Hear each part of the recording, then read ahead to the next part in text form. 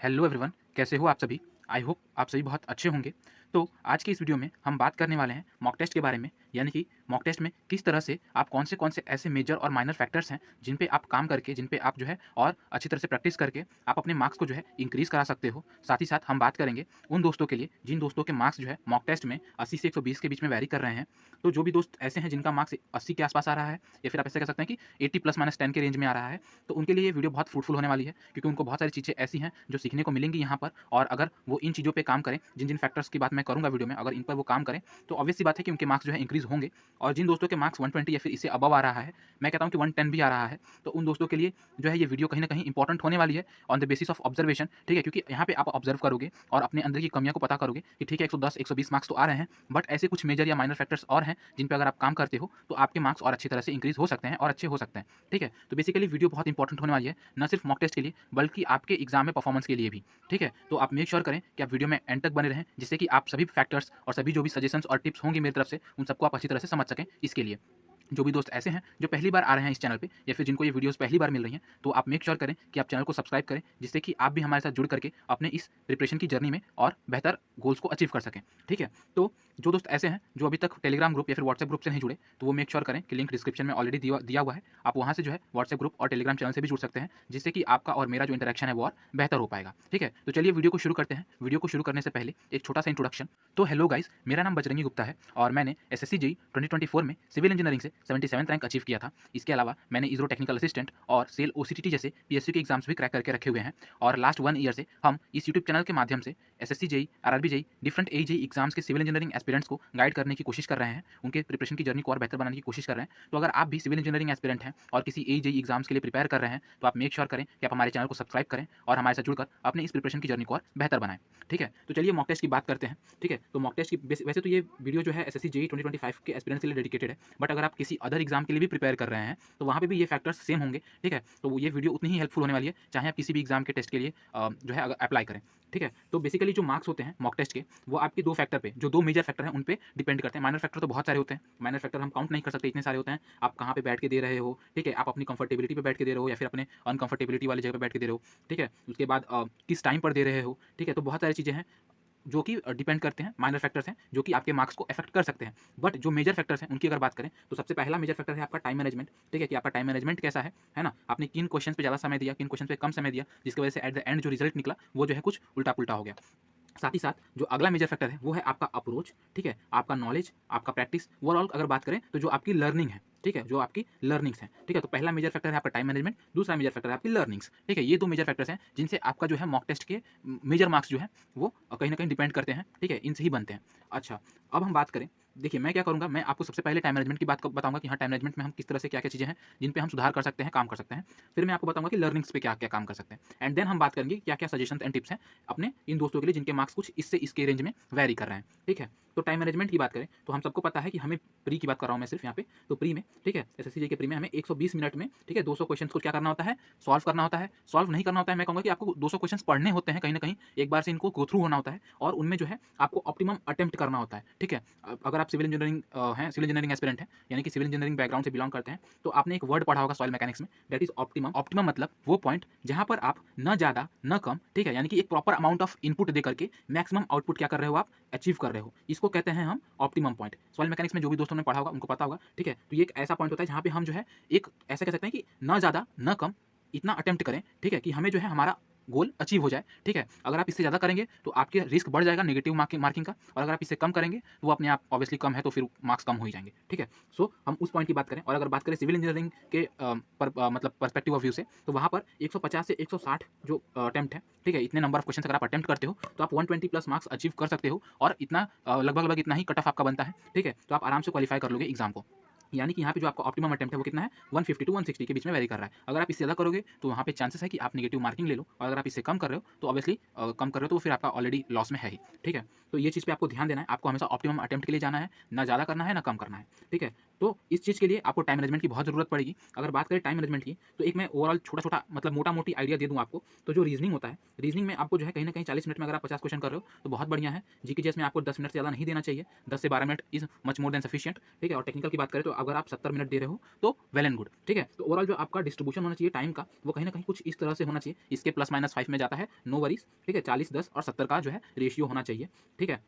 आपको इस बात पे ध्यान देना है। कुछ टिप्स हैं जिनसे आप अपने टाइम मैनेजमेंट को क्या कर सकते हो, इंप्रूव कर सकते हो, जो मैं आपको बताता हूँ। तो वो कुछ ऐसे हैं, tips to improve time management. सबसे पहले तो आपको जो है प्रैक्टिस करना है और टेस्ट देना है। बहुत सारे दोस्त ऐसे हैं जो टेस्ट देने से ही डरते हैं, ठीक है। तो आपके लिए बेटर है कि आप यहाँ पे टेस्ट देके गलती कर लो, जिससे कि आप एग्जाम में गलती ना कर सको, ठीक है। तो उस चीज़ से एग्जाम में गलती करके ना सिलेक्ट होने से बेटर है कि आप मॉक टेस्ट में गलती करो, सीखो और एग्जाम में सिलेक्ट हो जाओ, अच्छे मार्क्स ला लो। सो आपको प्रैक्टिस करना है more and more, so that कि आप क्वेश्चन के थ्रू जो है, क्वेश्चन से जो है अच्छी तरह से इंट्रोड्यूस हो जाओ। आपको क्वेश्चन का अप्रोच पता चल जाए पड़ते ही कि हाँ, मुझे इस क्वेश्चन को इस तरह से सॉल्व करना है, सो दैट कि आप टाइम कम लगाओ, ठीक है। हमारा मेन गोल ये है। तो प्रैक्टिस करना है, टेस्ट देना है। Never waste your time on hit and trial based questions, ठीक है। जो भी क्वेश्चंस ऐसे हैं जिन पे आपको लगे कि हाँ, इस पे मुझे हिट एंड ट्राई करना पड़ेगा, आपको ट्राई करना पड़ेगा, अगर आंसर आए ना आए कोई भरोसा नहीं है, तो उन क्वेश्चन पे पहले भी कभी भी आपको जो है टाइम वेस्ट नहीं करना है। बिकॉज अगर आप वहाँ पे टाइम वेस्ट करोगे तो जो ऐसे क्वेश्चन हैं जो आपको एब्सोल्यूट वे में आ रहे थे वो आपसे छूट जाएंगे, ठीक है। तो उसके लिए ये गलती नहीं करनी। उसके बाद अगर बात करें अगले पॉइंट की, तो skip the lengthy calculative questions. Your first priority is to solve every easy and knowing questions, ठीक है, प्लस सी ऑल 200 क्वेश्चंस। मतलब ये कि आपका जो है अगला अप्रोच, मतलब अगला मोटिव ये रहेगा कि आप जो भी लेंदी और कैलकुलेटिव क्वेश्चंस हैं उनको क्या करें, स्किप करें। और आपकी प्रायोरिटी ये है कि जो भी इजी क्वेश्चंस हैं वो आपसे हो जाए। जो भी इजी क्वेश्चंस हैं, जो भी ऐसे क्वेश्चन हैं जो फार्मूला बेस्ड हैं, तुरंत हो जा रहे हैं, वो क्वेश्चंस आपको उनको प्रायोरिटी देनी है। बिकॉज जहाँ पे आप लेंदी कैलकुलेटिव क्वेश्चंस में आप 2 मिनट दे रहे थे, उतने ही टाइम में आपने ईजी और क्वेश्चन फार्मूला बेस्ड क्वेश्चन के 3 या 4 क्वेश्चंस कर ले जाओगे। मतलब कि जहाँ पे आप 2 मिनट में 1 नंबर, मतलब 1 मार्क्स अचीव कर रहे थे, यहाँ पे आप 3 और 4 मार्क्स अचीव कर सकते हो। सो ये ज़्यादा इफेक्टिव है, ज़्यादा आउटपुट हमें दे रहा है। अच्छा, इसके साथ-साथ हमें एक और चीज़ पे ध्यान देना है कि हमें उन 200 क्वेश्चन से क्या होना है, गो थ्रू होना है। उन 200 क्वेश्चंस को रीड करना है, ताकि हम सिलेक्ट कर पाएँ कि हमें कौन-सा वो 150-160 क्वेश्चन है जो अटेम्प्ट करना है, जिससे कि हमें जो है हमारे मतलब 120 प्लस मार्क्स अचीव हो जाएँ, ठीक है? हमारा गोल अचीव हो जाए। तो इस चीज़ के लिए आपको इन 200 क्वेश्चंस को देखना बहुत ज़रूरी है। सो और इनको देखने के लिए आपको अपने टाइम मैनेजमेंट को सुधारना पड़ेगा, ठीक है? तो आपको मेक श्योर करना है कि आप लेंथी कैलकुलेटिव क्वेश्चन जो है उनको छोड़ दें। आप बाद में कर सकते हो, अगर आपको आता है तो भी आपको छोड़ना पड़ेगा, ठीक है? आप बाद में उसको कर सकते हो, जब आप सारे क्वेश्चंस कर चुके हैं, आप 200 क्वेश्चंस को देख चुके हो, एंड फिर आप जो, अगर आपको टाइम बचता है तो आप जा सकते हो। बट प्रायोरिटी आपकी सबसे पहले ईज़ी और फॉर्मूला बेस्ड क्वेश्चंस की है, ठीक है? उसके बाद do rough in a systematic way. ये गलती मुझसे होती थी, मैंने बाद में इसमें सुधार किया। आप ये चीज़ शायद बहुत लोग ना बताएँ, बट अगर आप रफ कर रहे हो तो आप मेक श्योर करो कि जो भी रफ करो उसमें आप क्वेश्चन नंबर डाल के रफ करो, ठीक है? एक सिस्टमैटिक वे में करो, सो दैट कि अगर आप रफ करते भी हो, एफर्ट डालते भी हो, और अगर कोई क्वेश्चन नहीं होता है, तो आप जब आपको समय मिले, ठीक है? जब आपको समय मिले तो आप फिर से जो है उस क्वेश्चन नंबर पे आके मतलब आप उस पे जहाँ से आपने काम छोड़ा था वहाँ पे आप काम कर सकते हो। आपको फिर से शुरुआत करने की ज़रूरत नहीं पड़ेगी, ठीक है? तो ये चीज़ बहुत हेल्पफुल होगी। मेरे से ये गलती होती थी। और दूसरी बात, एक चीज़ ये भी है कि बहुत बार ऐसा होता है कि हम मॉक टेस्ट में अगर बात करें, एग्ज़ाम में तो ये आपको रफ सबमिट हो जाएगा, बट मॉक टेस्ट में आपने रफ किया एंड आपने कहीं भी रफ कर लिया, कहीं भी रफ कर लिया, एंड फिर आपने क्वेश्चन देखा और आपको लगा ये क्वेश्चन तो मुझे आता था, मैंने सही किया था। तो अब आप करते हो कि रफ में एक बार चेक करते हैं कि क्या मैंने गलती की थी। तो अब आपको यहाँ पे इस रफ में वो चीज़ नहीं मिलेगी, ठीक है? तो एनालिसिस करते टाइम अगर आपको ये चीज़ मिलती है, ऐसा केस बनता है, तो आपके लिए बहुत हेल्पफुल होगा अगर आप ऐसे करते हो, सिस्टमैटिक वे में रफ करते हो, कि आप तुरंत क्वेश्चन नंबर पे जाएँ एंड देख लें कि अच्छा मुझसे ये गलती हुई, मैं एग्जाम में ये गलती नहीं करूँगा, ठीक है? तो काफ़ी बेटर होगा अगर आप ऐसे करते हैं तो। तो ये बात हो गई टाइम मैनेजमेंट की। अब आप बात करते हैं हम प्रैक्टिस, नॉलेज और लर्निंग्स पे। बेसिकली इनके लिए अगर हम बात करें तो इनका एक बहुत सिंपल सा साइकिल है जो आपको फॉलो करना है तब तक जब तक आपका क्या हो, सिलेक्शन ना हो जाए, ठीक है? सबसे पहला आपको काम जो करना है वो करना है, सिलेबस कंप्लीट करना है, ठीक है?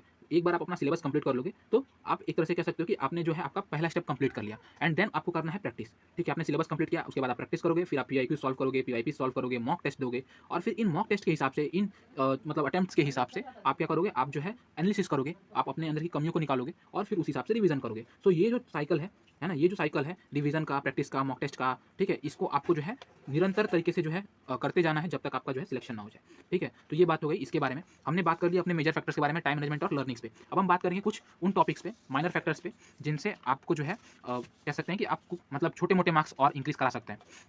अब देखिए, मेजर फैक्टर्स तो उनके लिए हेल्पफुल होंगे जिनका 80 प्लस माइनस 10 के मतलब रेंज में मार्क्स आ रहा है, या फिर आप ऐसे कह सकते हैं कि 70 से 90 के रेंज में। मैं थोड़ा सिंपल वे में लिखूँ तो 70 से 90 के रेंज में आ रहा है, वो मेजर फैक्टर्स पे ध्यान देंगे, पहली बात, ठीक है? वो पहली बात पे मतलब पहली प्रायोरिटी है उनकी मेजर फैक्टर्स। अगर आप मेजर फैक्टर पे ध्यान दोगे तो आपका जो मार्क्स है वो इंक्रीज़ होके 110 या फिर इससे थोड़ा-सा आगे-पीछे प्लस माइनस 10 के रेंज में आ जाएगा, ठीक है? और फिर इसके बाद 110 के बाद अगर आपको इम्प्रूव करना है, तब आपको ध्यान देना पड़ेगा माइनर फैक्टर्स पे। माइनर फैक्टर्स पे आपको ध्यान देना है अगर आपका मार्क्स कितना है, 110 प्लस माइनस 10 के आस-पास आ रहा है तो। अब देखिए, माइनर फैक्टर्स मतलब क्या? तो सबसे पहले माइनर फैक्टर्स में अगर बात करें तो एक मिनट, सबसे पहले हम बात करते हैं how to increase marks in mock test. ये चीज़ तो मैंने आपको बता दी कि ठीक है, major factor and minor factor. But अगर आपको इंक्रीज करना है मार्क्स को मॉक टेस्ट में, तो आपका जो सबसे पहला चीज़ आप करोगे वो करोगे एनालिसिस। ठीक है, एनालिसिस करते टाइम पे आपको कुछ चीज़ों का ध्यान देना है। ठीक है, वो पहली चीज़ ये है कि आपको कभी भी जो है फिल्टर नहीं यूज़ करना है। जैसे कुछ दोस्त होते हैं, मैं खुद भी करता था, ऑब्वियस सी बात है। हम क्या करते हैं, हमने मॉक टेस्ट दिया एंड देन हम क्या करते हैं, हम तुरंत जो है एनालिसिस के टाइम पे क्या करते हैं, फिल्टर लगा लेते हैं और फिल्टर लगा के जो क्वेश्चन इनकरेक्ट है उनको और जो अनअटेम्प्टेड है उनको देख लेते हैं, बाकी अटेम्प्टेड क्वेश्चन को छोड़ देते हैं। ठीक है,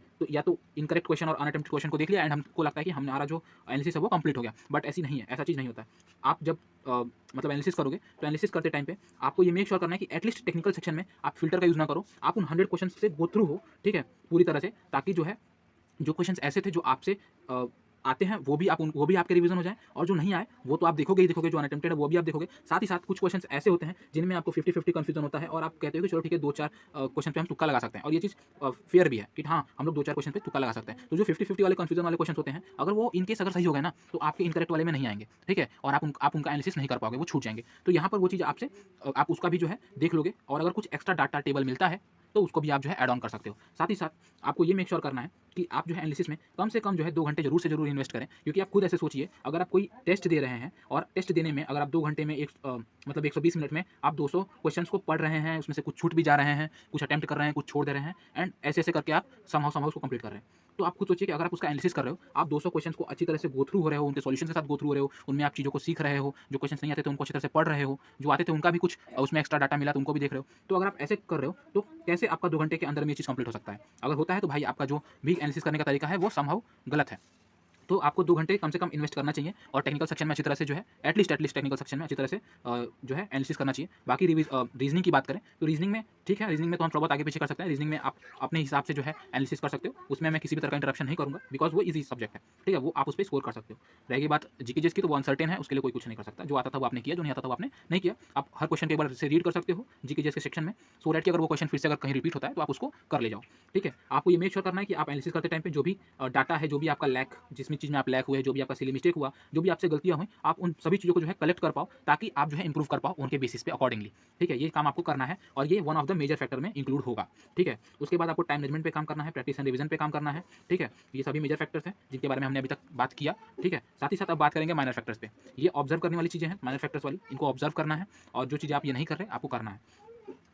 तो सबसे पहला बात ये है कि आपको ऑब्जर्व करना है अपने हिसाब से, सबसे पहली चीज़, यानी कि एनालिसिस वाली चीज़ है कि ऑब्जर्व करना है अपने आप को और इंप्रूव करना है अकॉर्डिंगली।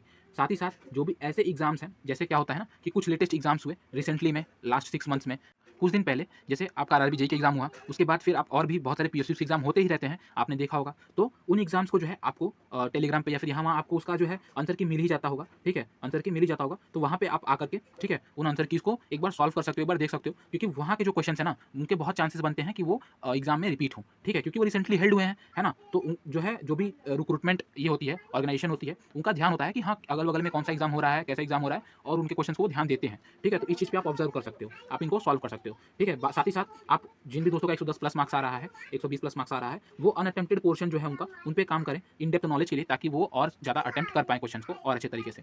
ठीक है, आप डिफरेंट एग्जाम्स के, न सिर्फ एसएससी जेईई, बल्कि different exams like DDA JEE, PSU के जो भी जेईई होते हैं, यूपीएससी जेईई, कुछ स्टेट एईस के भी जो है आप पेपर्स को सॉल्व करें, जिससे कि आपको एक ब्रॉड आइडिया हो। ठीक है, वेराइटी ऑफ क्वेश्चंस का, और आप जो है क्वेश्चंस के अप्रोच को समझ पाओ कि हाँ, कैसे-कैसे क्वेश्चंस बन सकते हैं, उनको कैसा अप्रोच हम दे सकते हैं, ताकि आप जो है और बेटर हो पाओ और अच्छे तरीके से क्वेश्चंस को सॉल्व कर पाओ।